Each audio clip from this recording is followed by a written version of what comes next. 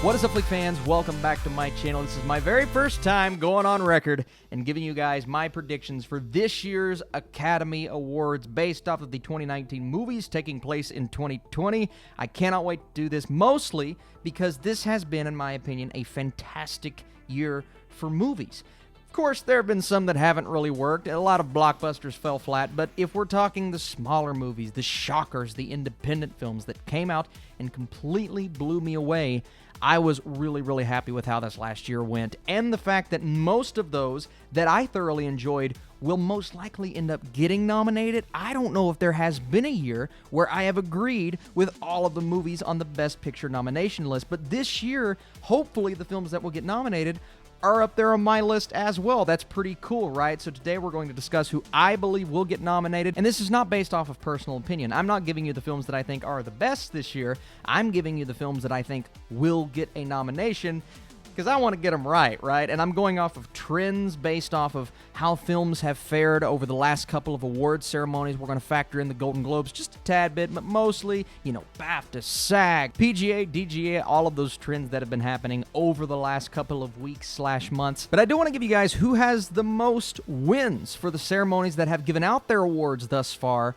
in terms of the movies that are qualifying for my particular list. So with 73 wins total, factoring all of these award ceremonies in, Parasite is in first place with 60 wins. Marriage Story is in second place. Once Upon a Time in Hollywood with 48 wins. 1917, 37 wins. And The Irishman coming in with 35 wins so far. So that will definitely factor into who I believe will get nominated for Best Picture when we get to that. But first, I want to talk Best Director. So who I believe will get nominated, and of course, I need your comments down below. Who do you guys think will get nominated for all of these categories? And expand, because today we're only talking in this video, because I could go for 4 hours if I didn't sum it all up. We're only talking about 4 categories: Director, Lead Actor, Lead Actress, and Best Picture. If you guys want more, tell me, and we'll definitely do more. And I'm going to be reacting to the nominations when they announce, I believe, on Monday. So first up, Best Director. And to me, 4 out of 5 are basically shoo-ins at this point, just going off of trends. And just because I have someone in the one spot doesn't mean I think they will win. We'll do that in my prediction video. I just believe this is the most likely to get a nomination. So Quentin Tarantino is number 1 on my list. A lot of it has to do with the recent wins and the recent nominations, and the fact that he won the Golden Globe for screenwriting and directing and many different things. Once again, the Golden Globes, they don't factor in as much, but it's pretty big to see that. And Once Upon a Time in Hollywood lately has been racking up all of these nominations. So I have Tarantino at 1, Bong Joon-ho, who may be my personal favorite, at number 2, just because of how grand Parasite has been faring in these awards so far. Sam Mendes moved up to my number 3 spot. Originally I had Scorsese, who is now in my 4, but after that Golden Globes win and a couple of nominations that I wasn't expecting at other award ceremonies, he's at my 3 spot. Now, the problem here is deciding on who number 5 is going to be. So the director's in contention at this point.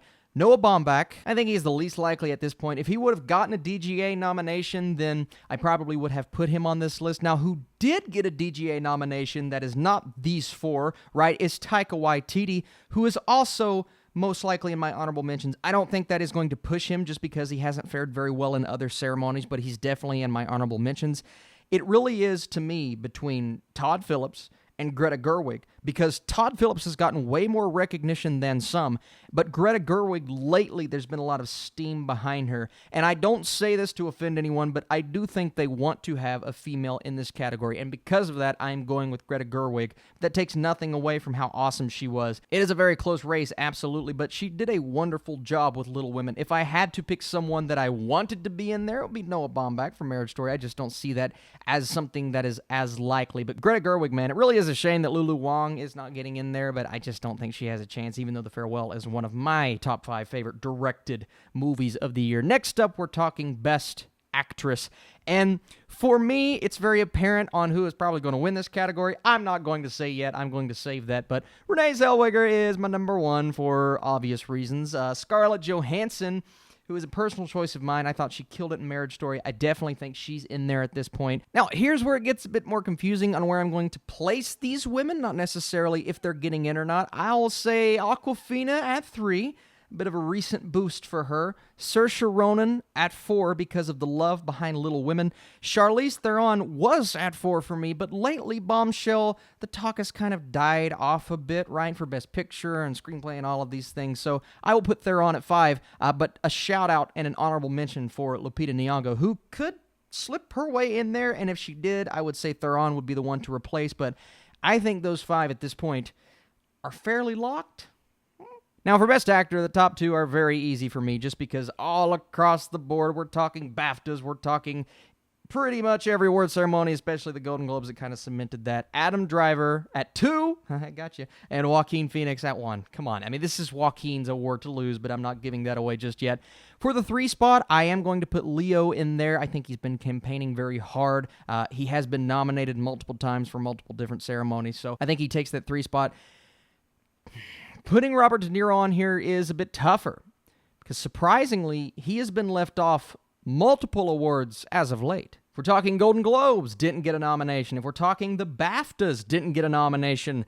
It's a bit scary putting him on this list and kind of confirming it in my head, but I still think they will nominate him. This is the Academy voting, right? This isn't the Golden Globes. This isn't all of these other organizations. So I'm going to put De Niro at my 4 spot. The 5 spot here is probably the hardest of anything that I'm talking about today, because I have so many actors that I think could take it. Lately, a boost for Taron Egerton, who won the Golden Globe and did get a nomination at the British Academy Film Awards. Granted, he was playing Elton John, and they're favoring that movie all across the board, but that's big. So not putting Taron Egerton at the 5 spot, I still feel like there's just a tad bit more buzz behind some of these other actors, but that would not surprise me. Christian Bale would not surprise me for Ford v. Ferrari. I think in my heart he deserves a nomination, but he's just not going to get there. Jonathan Pryce got nominated for the BAFTAs, so there's a possibility there.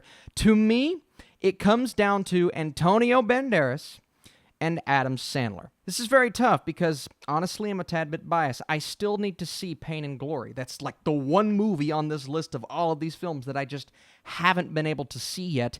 And there's a lot of buzz for Banderas. He's been nominated for multiple awards, and there's a lot of talk for him. But for some reason, and it's probably just because I love Uncut Gems, for some reason I feel like Sandler, the way he's been approaching this and all of the talk behind his character, the hype has died down a tad bit for Uncut Gems in general, but I don't know if that's the case for Adam Sandler. This is my most biased choice, but I'm putting Sandler at my 5 spot. I will be devastated if he doesn't get it, but I will not be surprised because Antonio Banderas, and at this point, Taron Egerton, they're both getting a lot of hype behind them. And now we come to the big category of the night, one that has slowly become more and more simplified as time has went on. We're factoring in all of these things: the Golden Globes, BAFTAs, PGA, SAG, Critics' Choice Awards. They've kind of given us a top 5, if you will. Now, for this list, I don't know if I can put this in order just yet, but I'm going to attempt it, so here we go. At this point, I mean, Once Upon a Time in Hollywood has a ton of hype behind it, so that is at my 1 spot. But can I say tied at my 1 spot is Parasite, because Parasite racking up so many more awards than that number 2 spot, getting the PGA, getting the BAFTA, as did Once Upon a Time in Hollywood, but still, that's impressive.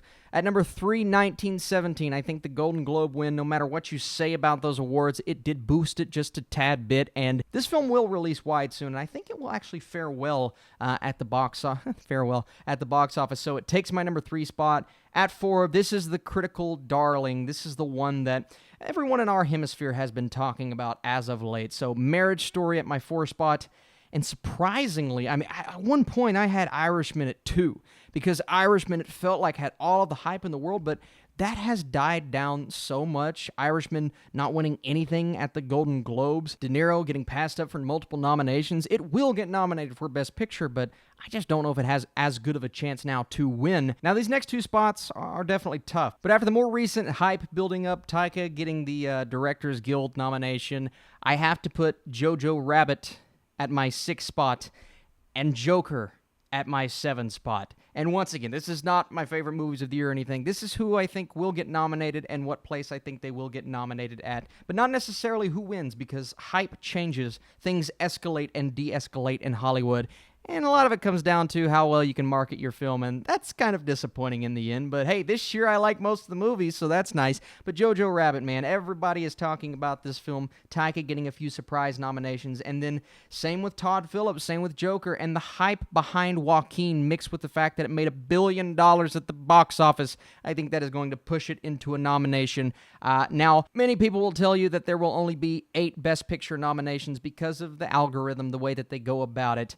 My heart tells me that this year they could do 9 because they can do up to 10, and there are so many wonderful movies that they are still most likely going to miss out on. So I believe I'm going to give you 2 more, even though something is telling me that there's only going to be 8, but maybe. Just maybe, they will put in Little Women, which is who I have at my 8th spot. I think this film gets in. A lot of talk. It's fared well at the box office. Greta Gerwig's getting a lot of conversation behind her. And if she gets the director nomination, I think this gets the Best Picture nomination.